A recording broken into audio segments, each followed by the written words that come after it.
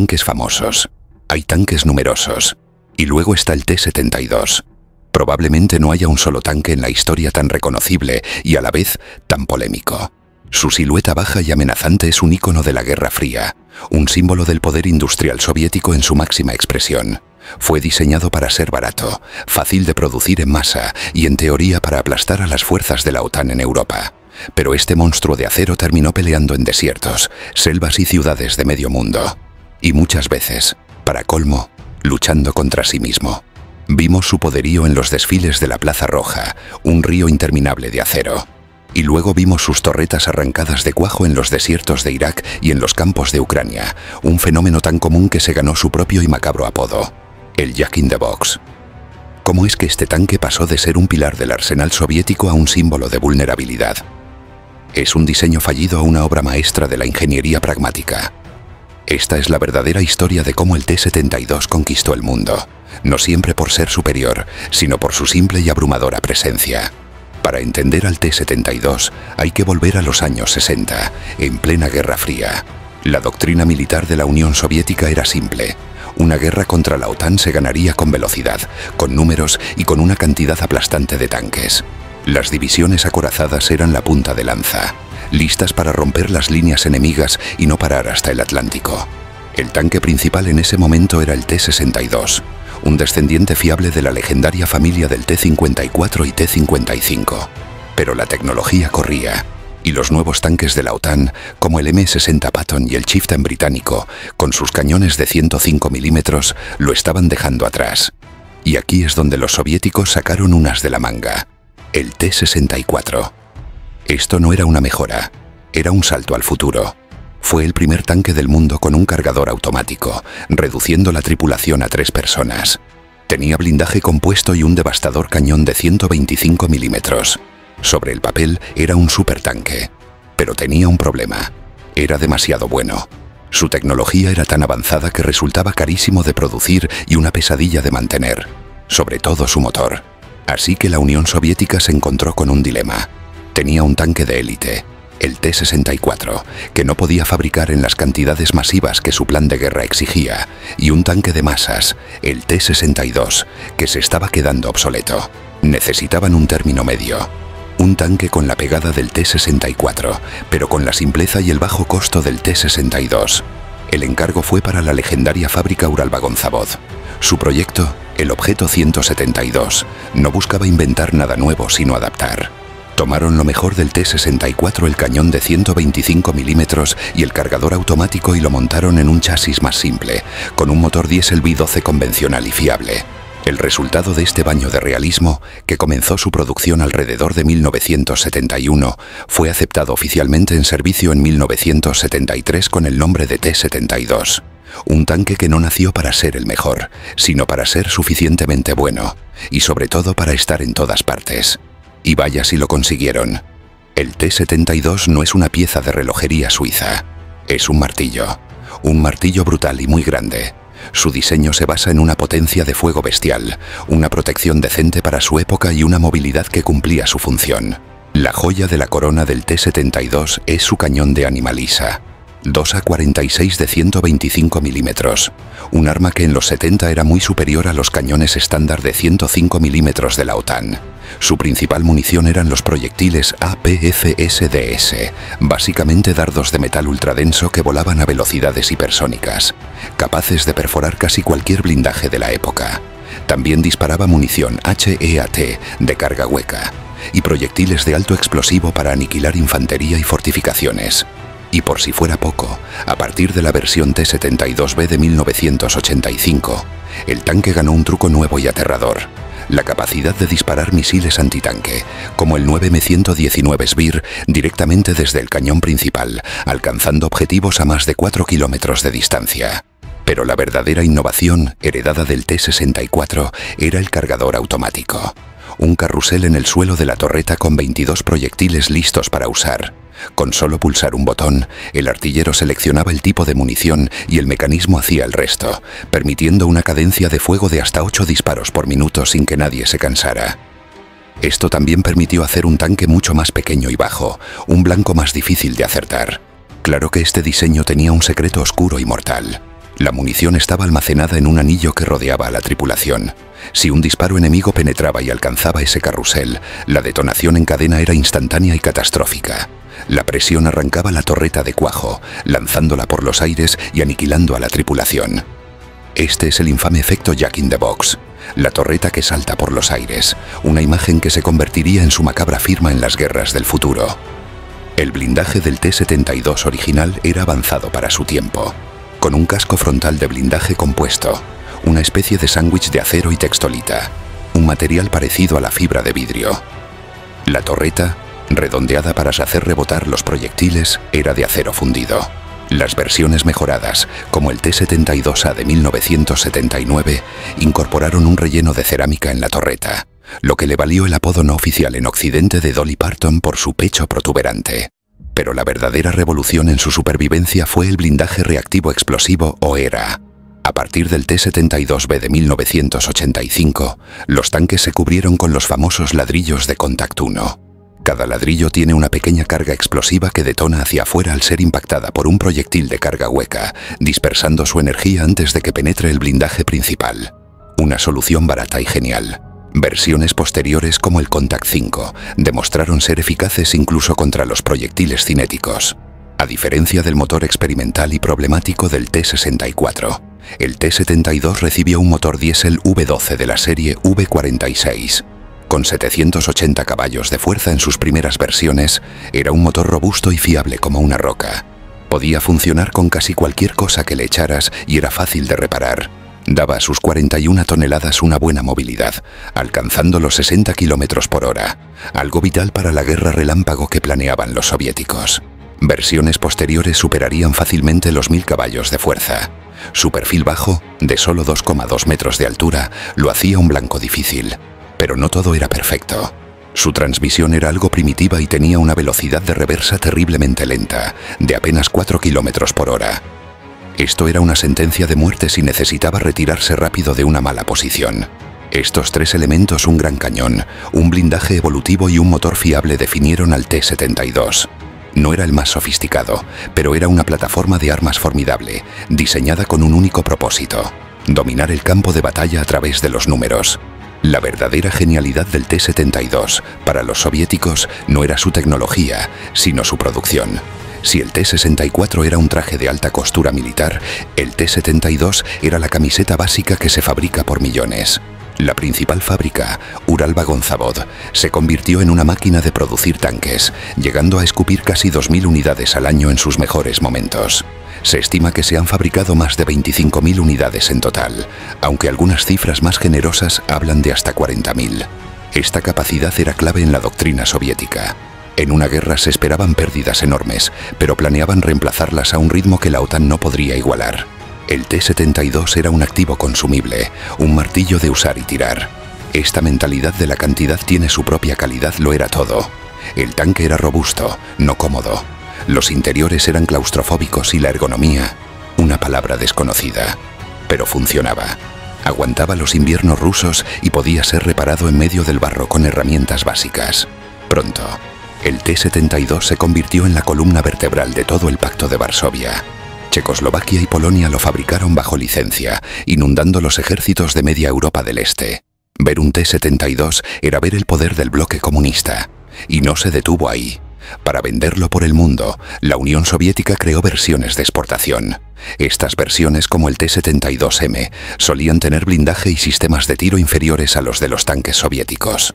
Aún así, para muchos países de África, Asia y Oriente Medio, un T-72 era un salto tecnológico gigantesco.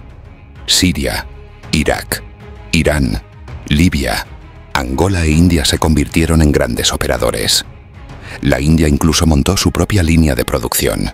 El T-72 ofrecía una potencia de fuego temible a un precio de risa. Se convirtió en un producto de exportación tan exitoso como el fusil AK-47.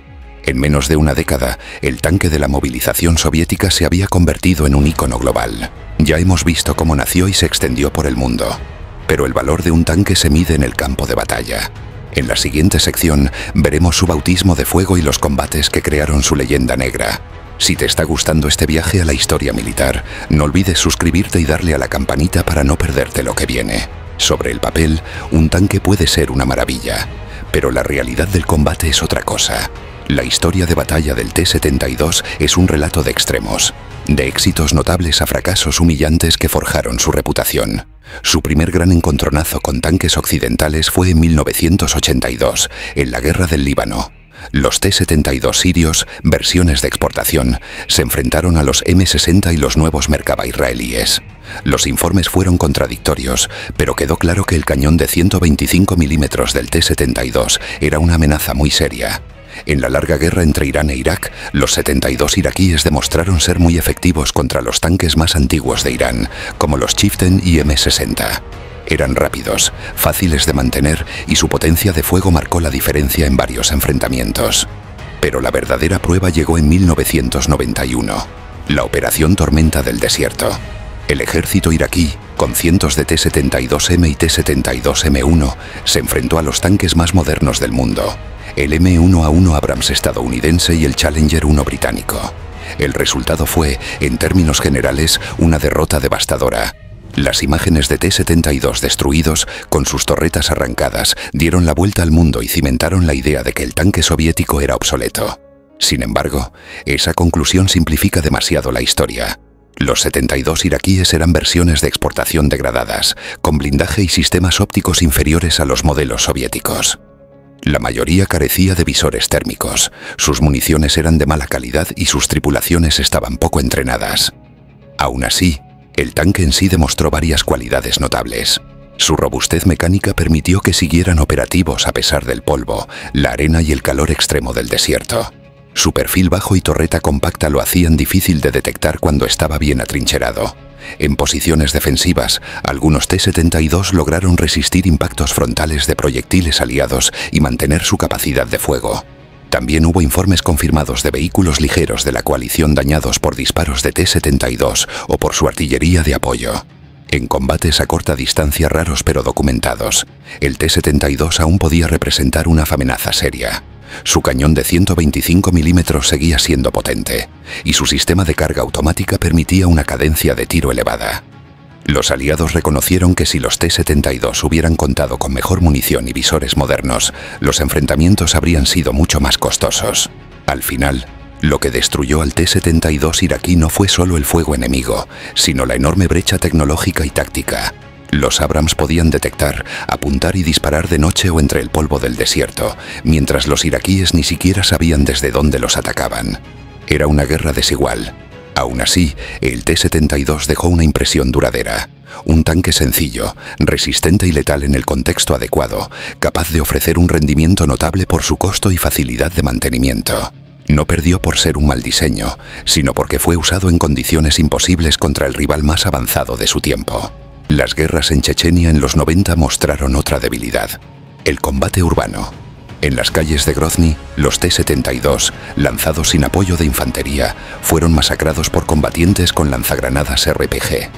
De nuevo, no era solo el tanque, sino la pésima táctica con la que se usó. La historia de combate del T-72 es una lección de contexto. En buenas manos, bien modernizado y acompañado, era un arma letal. Pero en su versión barata, con una tripulación mal preparada y frente a un enemigo tecnológicamente superior, sus defectos se volvían fatales. A pesar de los golpes a su reputación, la historia del T-72 no terminó con la Guerra Fría. Al contrario, su proliferación se disparó. Su bajo costo y simpleza lo convirtieron en el tanque predilecto de docenas de naciones. Mientras el M1 Abrams acaparaba los titulares, el T-72 dominaba el mapa.